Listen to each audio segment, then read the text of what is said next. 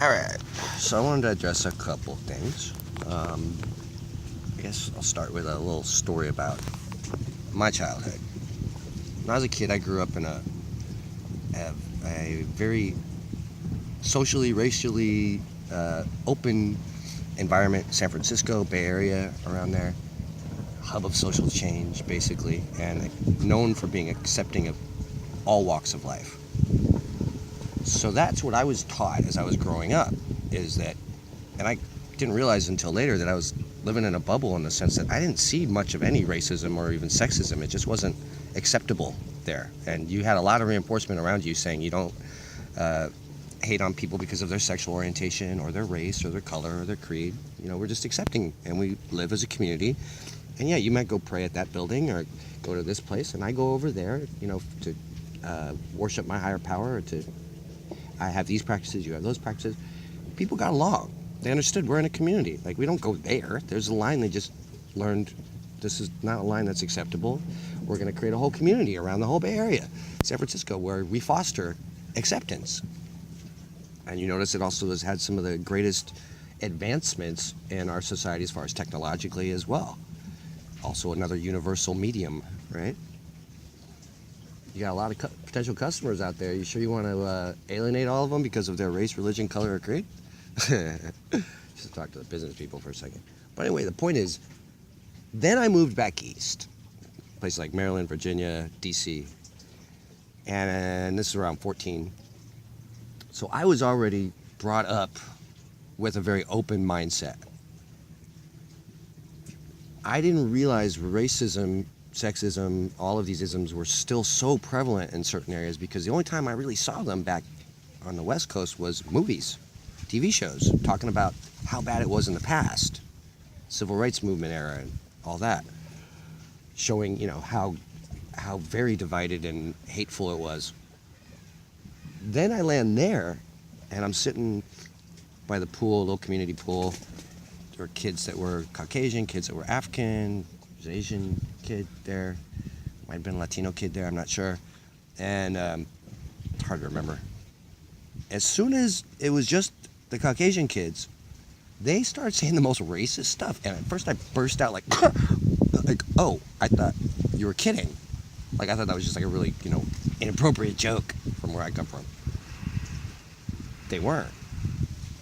And from that point forward, keep in mind, up to this point, I gotta back up a little bit. I'd been in group homes and foster homes for a while, and I had moved around a lot.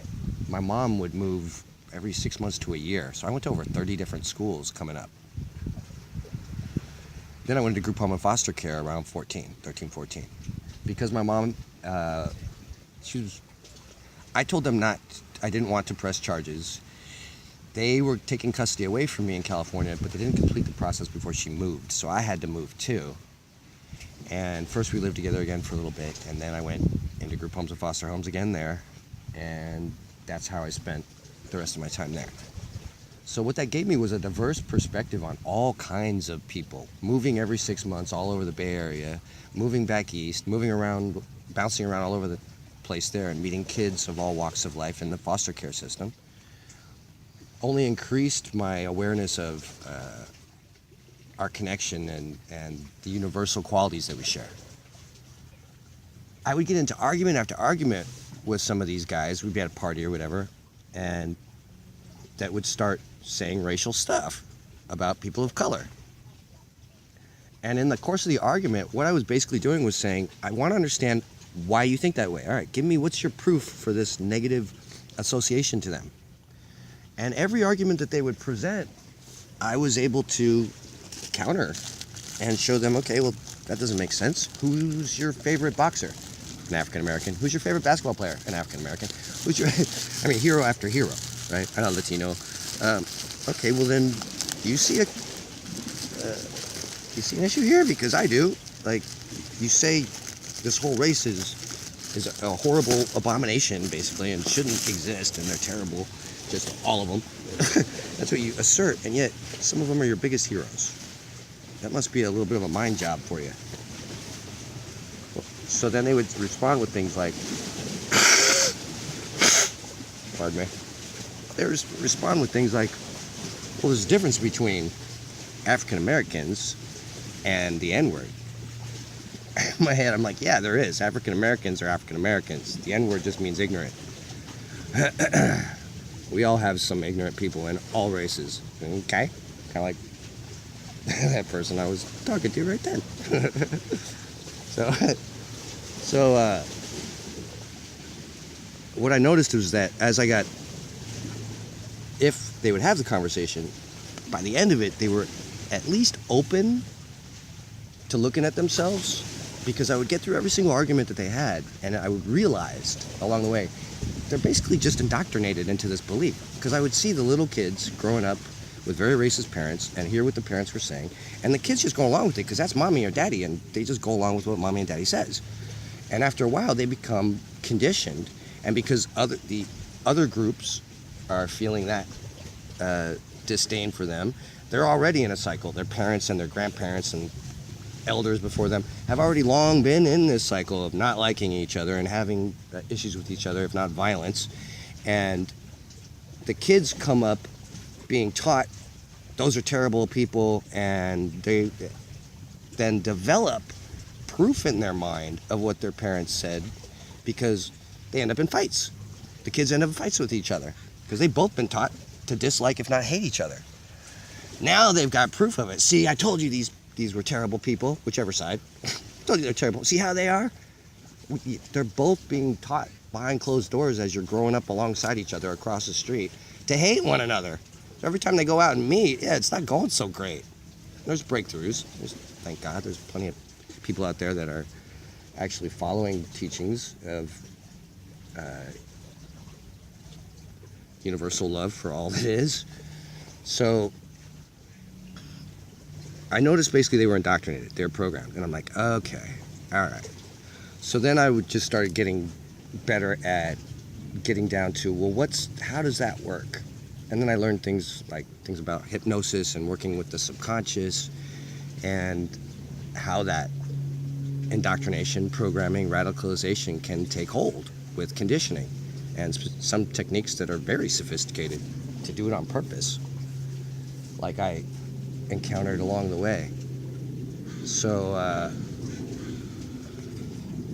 I realized also that you'd see these stories every now and then where, somebody would have a life-altering event happen that would give them a paradigm shift, completely changing how they always thought about another race, religion, creed, and they would have a paradigm shift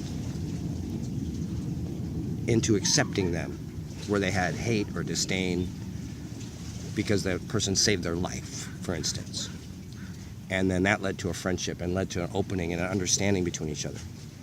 So if we get back to communicating, and if we take a look at ourselves, like I've been working at personally, not always doing a great job, take a look at ourselves and what does make me tick that way. I've met people that weren't bigoted or racist that started to slide that way, and I'd have conversation with them, and they'd go, yeah, well, it's just this group always treats me like crap because of what I look like. So I guess I just started falling into that sense of they do suck as people because I get treated terribly every time I'm around them.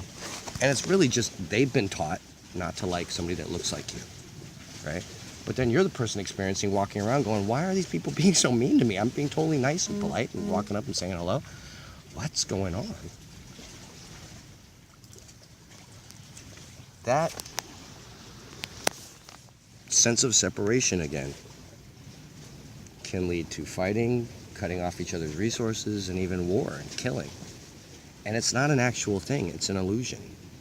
And as we're willing to get into dialogue with each other, we can discover that, transform our perspective, and then get aligned with, what really works in reality, which is we are interdependent, like it or not. We have to work together. And there are people out there that have been taught, okay? They've been taught to follow a group and to hate another group. And they've even been taught in some of the upper levels, in the back rooms, that there's a spiritual reason for that. That other race or group is actually a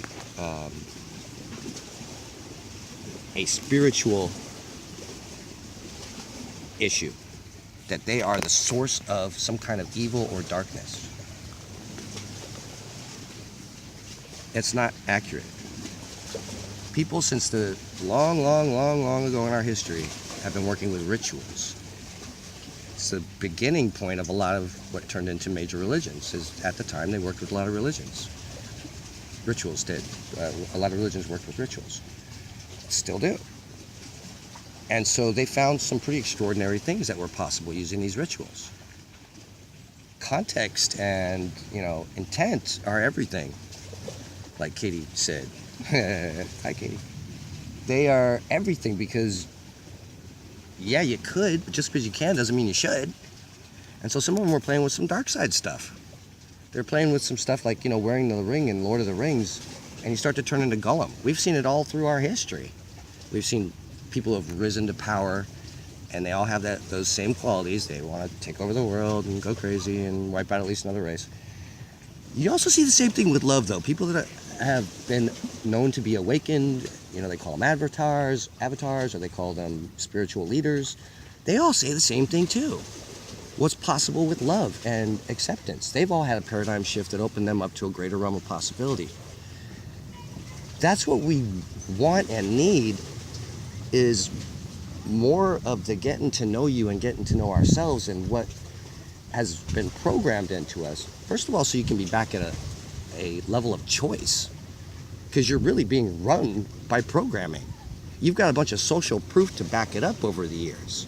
The arguments you got into with that group, the fights you got into with that group, the vitriol or the hatred you heard from that group towards what you call your group, all just kept reinforcing and building the sense of separation. And then the backlash of, well, you did this, and so I'm throwing something at you, and you threw something at me, so now I'm throwing something at you. The only way to break that is to break the pattern, to be the one who goes, I'm not going to fight back, I'm not going to hit you.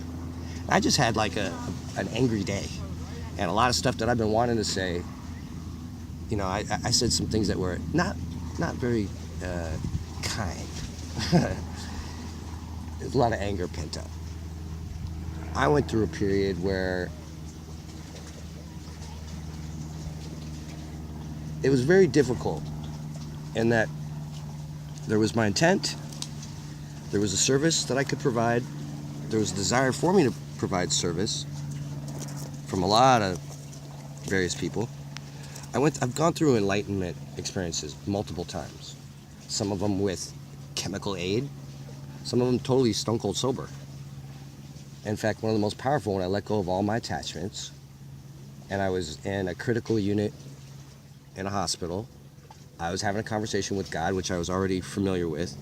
And this is something to know about me, by the way, too, before I continue this story, is I've been practicing and exploring this stuff since I was a kid. While other people were going to college, starting jobs, starting families, I was deep in the human potential movement and exploring all kinds of stuff.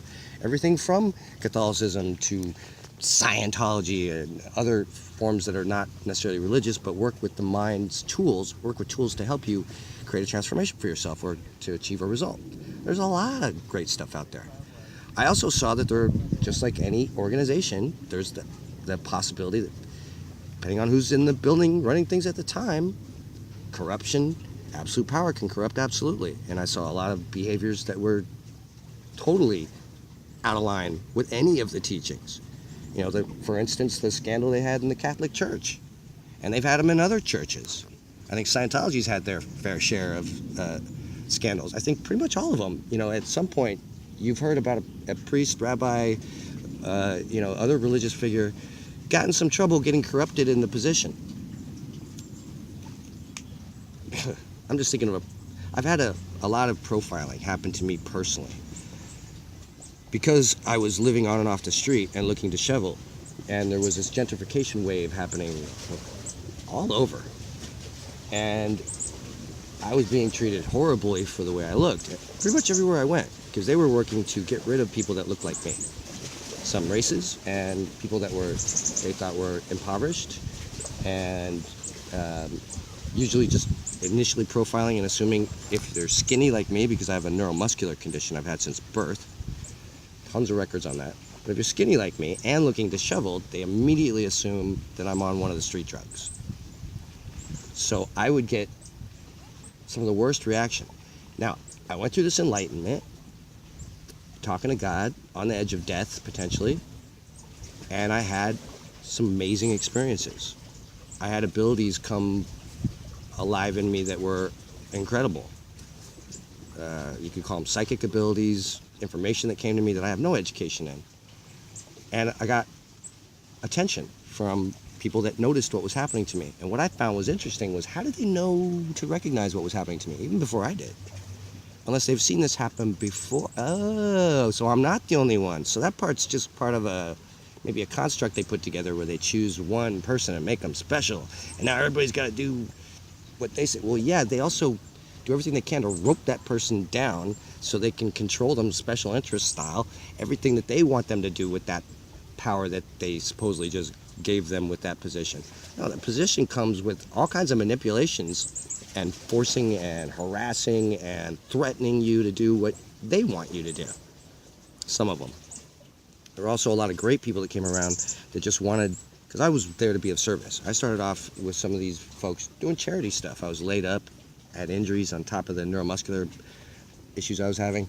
And so I was basically just laid up a lot and helping to garner support for organizations and good charitable works and causes.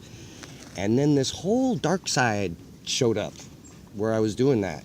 And it was like dark web stuff. And I saw radicalization techniques being used, hypnotic techniques, because I'm actually certified in hypnosis. And I saw the phrasing and the techniques being used. And then they started doing it to me. And I'm going, wait a minute, I know what this stuff is. Now, unfortunately for me, I'm not as well trained as some of them. Because I thought, I can resist this. I know what they're doing. They worked me over really well. A lot of it I'm still becoming aware of and coming to terms with. We're talking like, very advanced techniques, the kind of stuff you've heard about with something like I've seen out there, MK Ultra. So that takes you out of free will. Are you really responsible for what you do when that's been done to you? It's just a side question. Are you really responsible if you've been kept enslaved, psychologically, mentally? Some of these same groups that tell people to pull themselves up by their bootstraps are actively keeping them not only without straps, without boots. There's so much stuff I could say. I want to keep in solutions. So I keep pointing to where I know the solutions are. There was a gentleman, I think it was CISV. He was sitting with a group of people, kind of like UN parents, right?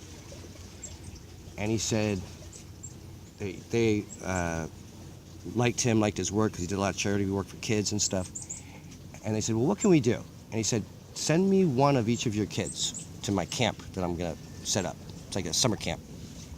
And all they did was constructive exercises to help them get to know each other. Play for Peace was another one I remember.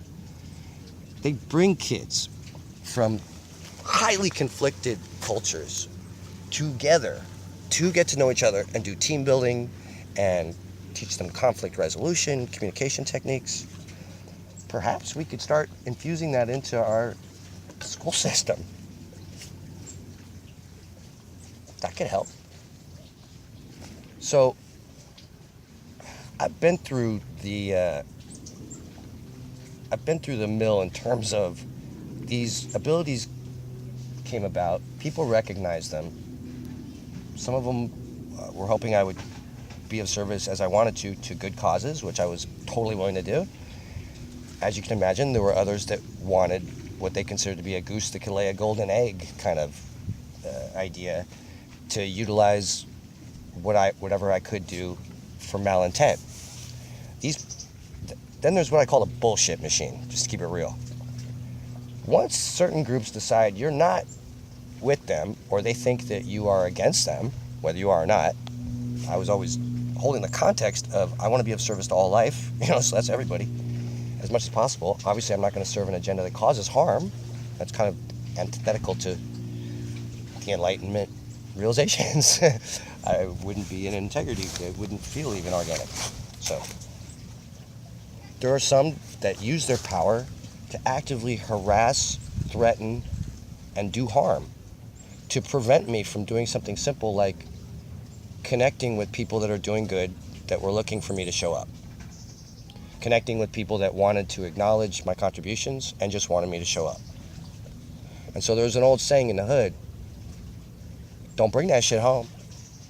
And that means if you know you've got some highly dangerous people, very hostile, and wanting to damage your life, and actively doing it as best they can, and you care, you might want to avoid some places that they wanted you to show up at just so they don't follow you there and you bring the drama to them. Now you combine that with my complete ignorance in a lot of things technological. I had zero defense at some of the stuff that came at me. I didn't even know how to. And by the time I was, ducking and dodging being harmed and still popping out to contribute what I could in and out of this very powerful, enlightened state based on how much duress I was under, I can still sit, meditate, bing, it all comes right back.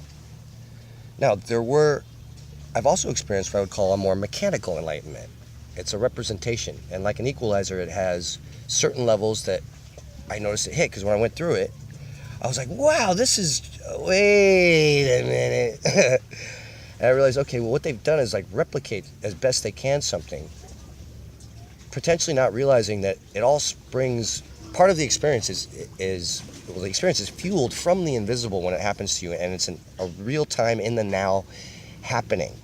You can emulate and help stimulate a lot of those same paradigm shifts and even access to certain abilities some people thought were, didn't even know were possible. I've seen some things now that I had no idea were possible, and even done some things I had no idea were possible. Once again, it doesn't mean that my finger lights up like E.T. and I'm floating around levitating all the time. Although I've heard there are those that can do that. They've got more time on the court. So when anybody wanted to point to me and make me special, I go, well, wait a minute, I've got more time on the court. I've been doing this since I was young. I've had the time to go on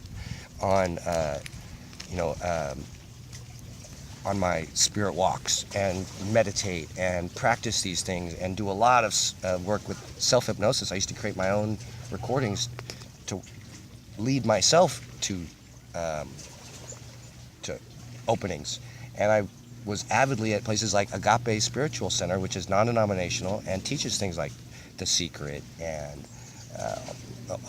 you should see their bookstore. It's a wonderful list of resources representing all cultures and their wisdom. It's like a best of the best of the best of everything. I gravitate towards the universals like that because I've explored so much. I've seen, you guys all have great tools. And, it kind of comes with being human and maybe having too much power and maybe going in for reasons of wanting wealth and power, not to do service or do good works. So maybe some people like that end up in a powerful position in a church. And then, once again, it's who's in the building running the show, and then absolute power is corrupting them, so what's going to happen? They might let a lot of pedophiles slide until they're replaced with someone who won't, for instance. Thou shalt not was pretty clear. I think that needs to be a line we draw again, that we remember. Like, if we're forced to talk it out, if you had, triple layer unbreakable glass between you and the other person and you just had speakers and you had to talk it out, you could not leave the rooms till you did. And you don't get to hurt each other. It's just a idea, but the idea is like, let's draw a line where, no, we're not doing that. Look, we'll both go cool off, we'll come back and talk some more. We're not sending other people's kids to die. So I'm not savvy on all the ways and was not savvy on all the ways to protect people because I was dropped in the middle of a very confusing situation. And I had a bunch of anonymous voices coming at me and high-level manipulation techniques being used on me, brainwashing that I was fighting off. Not to mention constant threats to myself and anyone that I cared about. I purposefully disconnected from pretty much almost all my friends. And did not pursue certain things I wanted to that were my dreams and my goals and what and were just wonderful beings that I wanted to meet and connect with and wanted to meet with me. And I chose to dodge that when I was aware of it, when the information wasn't being blocked from me, because there were a lot of times people were led to believe so much of the bullshit machine. Oh, he knows you wanted him there, and he could have showed up, but he's abandoning you, he's betraying you. They would just fill in an interpretation. I have a record somewhere of giving so many presents, and I can't tell you how many times it was misinterpreted by somebody on purpose to make it look like I was trying to pull a fast one or do something, harmful. I'm like, are you kidding me? That was a present. It was the purest intent in the world. Bullshit machine. It's the same thing I see in tabloids. I worked in film and TV. There was a point where I was taking care of people that were known. And I've worked as a professional dog trainer before and worked with people that are known. You live in a town long enough, you meet a few people. I know Joe down at the deli too. Big whoop, okay? I know good people. That's the point. So I would be on set. My job was look out for them. And get them food, whatever. Like basically one of the ADs, PAs. Second AD sometimes. And then I see this tabloid story come out saying this horrendous, ridiculous thing. And I'm like, that's not true. I was just with them. Day after day after day. I was with them that whole day. They said that happened. Believe me, they weren't in both places at once. So that's what I call the bullshit machine. And some of these organizations, man, they will flip back. It was actually like disturbing and hilarious how from moment to moment, if they thought, oh, wait, I think he's turning on us, bam, it was all negative and go get him and take him out on whatever level you can. And then if they thought, oh, okay, he's playing ball, bam, he's a hero, he's great, we love him. It was so like Sybil, like schizophrenic, like split personality. I would literally walk around town being hated on. People would look at me with disgust, like, you're that terrible person that did that horrible thing. And I'm like, dumbfounded. When it first started happening, I was like, what? Okay, what the fuck? Because I used to drink way too much. I was like, did I black out and do something like curse somebody out, or do something really, really horrible? No, I have had times where because of the post-traumatic stress, I got loud, vocalizing out in the street all my frustration and upset. I never tried to pick a fight with somebody. I would snap back at them verbally and not always be nice about it because I was going through a PTSD episode. But sometimes a lot of times I was out there just venting. I abhor violence. And it's the surest sign that you've lost. When you got to get to that level, because there's so many other things you could do to handle it. You've just given up and taken a weak way out. Now, I understand protection. Sometimes, if somebody's coming at your kid and you got to do what you got to do to stop that body from hurting your child in that moment, you're going to have a visceral reaction and you're going to grab them at the least, get in between them, whatever. You're going to do something physical. That could be construed as violent. Self-defense is a distinct thing. Also why I like Aikido, just on a side note, because it teaches you just to redirect the attacker's energy. You can clothesline them as you're doing that, but you don't have to. You can just keep tossing them aside until they run out of energy and go, okay, let's talk about it. So what I saw was a lot of hurt feelings at me not being somewhere, me not showing up, people thinking I was calling them to a certain place, me not knowing where to go because I'm getting hit with all these confusion techniques and misdirection. And I'm talking like whole communities around me on the street. This wasn't like paranoia. This was year after year after year after year because I checked. I wanted to make sure, like, am I imagining shit? Year after year after year after year after year of I show up in the whole community, which also happened to be the same community that was gentrifying the neighborhood, said, there he is, there's a threat. My picture was already out there all over the place. I didn't know about the potential issues with social media and stuff like that online when things like Facebook were first starting. My face was everywhere. I've literally seen people look at their phone, look at me, look at their phone, look at me, look at their phone, look at me. I'm like, okay, obviously you're checking to see if that's him, if that's me. I found I had a lot of fans, people that liked the stuff that I'd been doing. I also found there was a huge belief in communities that I was some kind of enemy or done something horrible or was tempted to do something terrible. And so I got hated on for a long time straight, and no one would come near me. And I heard somebody said, if you help him, you'll be punished. So that means all the things I was doing to be of service, they were saying, if you help him, you'll be punished. Well, think about that mentality coming at someone like me who wants to show up. And they're scaring people away from even coming to find me. So I took the tact of sitting on the street physically in front of businesses and whatever. I had to panhandle anyway. I stayed right out in the open the whole time. I would hear waves of bullshit that he's left and abandoned you. I'm like one neighborhood away because I'm avoiding all the haters that, have circled me, or the people that unfortunately succumbed to some of the drugs that were put out there and are now having mental issues and are very aggressive and steal if I fall asleep and, will even attack. And I was under spiritual attacks, if you know anything about that as well. That's a whole other level to deal with. Psychological, spiritual, and physically in my environment in the form of if not just disgusted, ignored, lied about in front of, like I could sit somewhere and somebody would walk past me, walk in and tell the manager that I just harassed them. Just because they wanted to get rid of whatever they were profiling me to be sitting out there. I had active campaigns against me because people thought there was something they could take from all this that was coming through me in this enlightenment experience. They thought I had something that a position they could take. And Rihanna said it beautifully. It's not something you take, it's given. And I pointed people to exactly how to open yourself to those gifts. I said this before. On a surface level, Monopoly. Okay, yeah, you can feel like winning. It's really the short game. It's really like it's not all that there is. When you really, I found, and a lot of people before me have found, when you seek that perspective, you have access to all that and much more if you need it, if you want it. You also find, what do I really need? What do I really want? What do I really want to do? You get connected to your passions, your joys. You realize, what resources do I actually need to do that? And yeah, you might need $1 billion. You might not.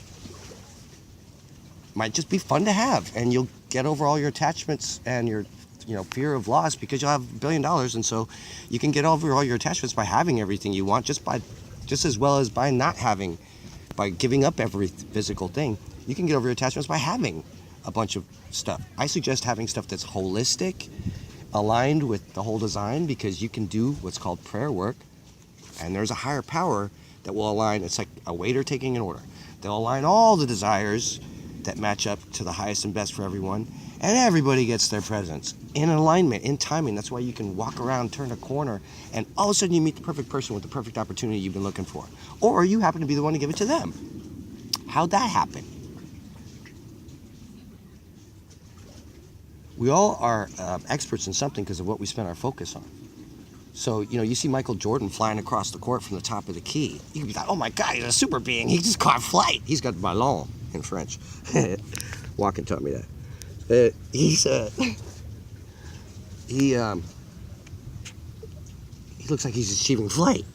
And if you talk to him, he'd be like, well, I've been practicing this literally like an Olympic athlete trains since I was about 10. Tiger Woods, his dad had him in training since he was like 10. Right?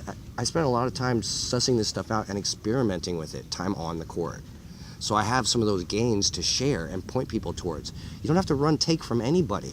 You can self-source. That's why I keep pointing to prosperity consciousness. It unlocks this whole thing, by the way. People are going to see this over time. I guarantee you.